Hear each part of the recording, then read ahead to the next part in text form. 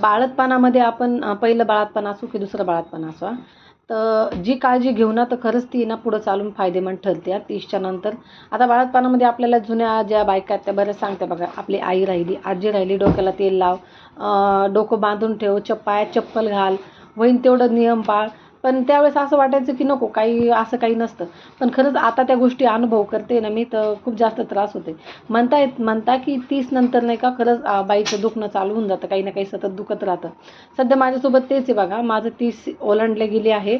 आणि बाळंतपणामध्ये मग तसंच मी की पहिल्या बाळंतपणामध्ये आई सांगायची केसांना तेल लावून ठेव, बरेचसे पथ्य पाळ, तर काही नाही इझी घेऊन टाकायचे. पण खरंच पाळायला पाहिजे बरं का. आजकालच्या मुलींनी तर या गोष्टी पाळल्याच पाहिजे, केल्या पाहिजे, कारण की पुढं चालून खूप फायदेमंद ठरते बघा. तर आज आहे ना मी ड्युटीला गेले नाही हां.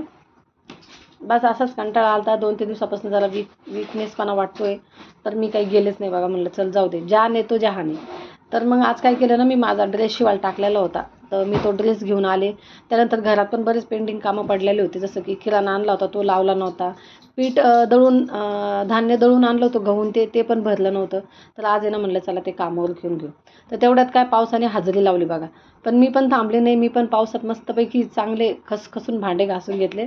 आता इथून पुढे स्वयंपाक वगैरे करून मग झोपणार आहे.